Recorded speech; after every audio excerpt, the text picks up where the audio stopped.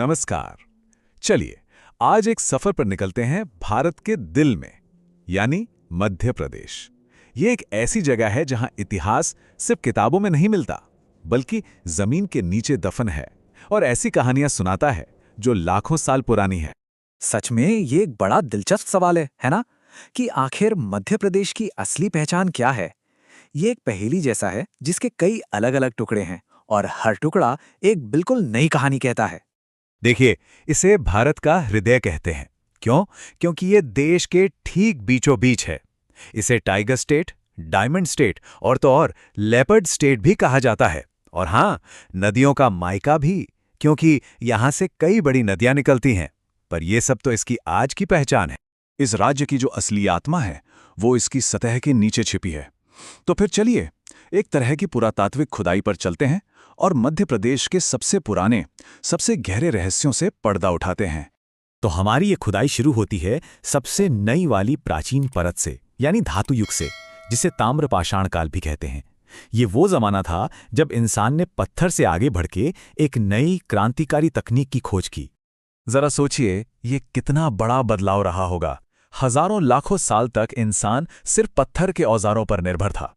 फिर अचानक तांबे की खोज ने सब कुछ बदल दिया। अब औजार ज्यादा नुकीले थे, ज्यादा मजबूत थे। इसे खोज ने समाज का पूरा नक्शा ही बदल दिया। और इसका एक जीता जागता सबूत मिलता है उज्जैन के पास कायथा नाम की जगह पर। यहाँ पुरातत्वविदों को तांबे की बनी कुल्हाड़ियां और कंगन मिले हैं, जो बताते हैं कि यहाँ एक अच्छा खासा विकसित समाज रहता था। और हाँ, एक और मजेदार बात, इसी जगह को महान खगोल शास्त्री वराहा मिहिर की जन्मस्थली भी माना जाता है। चलिए अब फावड़ा थोड़ा और गहरा चलाते हैं, धातु से भी पहले के दौर में, उस समय में जब इंसान की दुनिया सिर्फ और सिर्फ पत्थर की बनी थी। हम दाखिल हो रहे हैं पाषाण युग के विशाल विस्तार में। अब देखिए, पाषाण युग को एक छोटा मोटा दौर नहीं था, ये तो लाखों साल तक चला था। इसे समझने के लिए हम इसे 3 हिस्सों में बांटते हैं। पुरा पाषाण, जब आग जैसी बड़ी खोज हुई। फिर आया मध्य पाषाण, जब जानवरों को पालतू बनाया गया। और आखिर में नव पाषाण, जब खेती और पहिए का आविष्कार हुआ। ये अपने आप में एक बहुत बड़ी क्रांति थी। सोचिए, हमेशा शिकार करने के बजाय इंसानों ने जानवरों को अपने साथ रखना शुरू कर दिया। ये भोजन, सुरक्षा और साथ का एक बिल्कुल नया जरिया था। और इसका सबसे पहला, सबसे पुराना सबूत हमें मिलता है नर्मदापुरम के पास आदमगढ़ की पहाड़ियों में। यहाँ कुछ ऐसा मिला जो दिल को छू जाता है। इंसानों के कंकाल, जिन्हें उनके कुत्तों के साथ दफनाया गया था।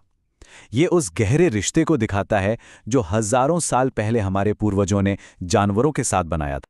लेकिन आदमगढ़ की कहानी सिर्फ यहीं खत्म नहीं होती। इसे एक और बड़ा दिलचस्प नाम दिया गया है, भारत की पहली माइक्रोलिथिक फैक्ट्री। पर ऐसा क्यों? क्योंकि आदमगढ़ से मिले हैं 25,000। जी हां, 25,000 छोटे छोटे, बड़ी बारीकी से बनाए गए पत्थर के औजार। मतलब ये उस जमाने का एक तरह का प्रोडक्शन हब था। एक अविश्वसनीय बात है ये। अब हम अपनी यात्रा के सबसे पुराने, सबसे गहरे हिस्से में पहुंच रहे हैं, पुरा पाषाण काल में। ये वो समय है जब इंसान ने पहली बार अपनी भावनाओं को, अपनी दुनिया को पत्थरों पर उतारना शुरू किया। ये नंबर है 500। भीमबेटका में एक दो नहीं, बल्कि 500 ऐसी गुफाएं हैं जिनकी चट्टानों पर हजारों साल पुराने चित्र बने हुए हैं। ये एक विशाल समूह है। भीमबेटका को हम इंसानियत की पहली आर्ट गैलरी भी कह सकते हैं। यहाँ की दीवारों पर हमारे पूर्वजों ने शिकार के, नाच गाने के, अपने जीवन के चित्र बनाए। ये पेंटिंग सिर्फ तस्वीरें नहीं हैं, ये हजारों साल पुरानी खिड़कियां हैं जो सीधे हमारे पूर्वजों के दिमाग में खुलती हैं। तो अब हम अपनी इस पुरातात्विक खुदाई के सबसे सबसे गहरे लेवल पर पहुंच चुके हैं। और यहाँ जो मिलता है वो शायद पूरे भारत की सबसे अहम खोजों में से एक है। साल था 1982। एक भूविज्ञानी अरुण सोंख्या नर्मदा नदी के किनारे खोज कर रहे थे और उन्हें कुछ ऐसा मिला जिसने इतिहास बदल दिया। एक बहुत ही पुरानी, प्राचीन मानव खोपड़ी का जीवाश्म। इसे नर्मदा मानव का नाम दिया गया और ये भारत में मानव की मौजूदगी का अब तक का सबसे पुराना सबूत है। ये खोज बताती है कि ये जमीन लाखों सालों से हमारा घर है। तो हमने लाखों साल का ये लंबा सफर तय कर लिया, पत्थर से लेकर धातु तक। लेकिन सवाल ये है कि इस सब का आज क्या मतलब है? ये पुरानी विरासत आज के मध्य प्रदेश में कैसे जिंदा है? और इसका जवाब हमें आज के मध्य प्रदेश के समाज में मिलता है।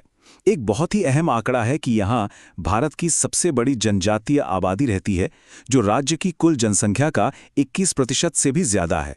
और ये सिर्फ एक नंबर नहीं है, ये एक जीता जागता कनेक्शन है। ये वो समुदाय हैं जो हजारों सालों से इसी जमीन से, इन्हीं जंगलों से जुड़े हुए हैं। उनकी कला, उनकी कहानियां, उनकी परंपराएं उसी गहरे इतिहास को आज भी आगे बढ़ा रही हैं।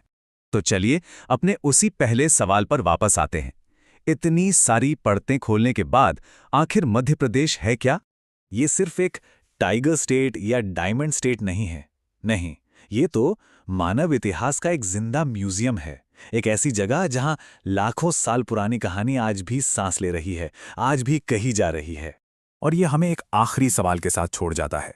हमने तो बस जमीन की सतह को थोड़ा ही खुरचा है। सोचिए, अगर यहाँ के पत्थर और ये गुफाएं सच में बोल पाते, तो हमारी इस साझी कहानी के और कौन-कौन से राज खोलते।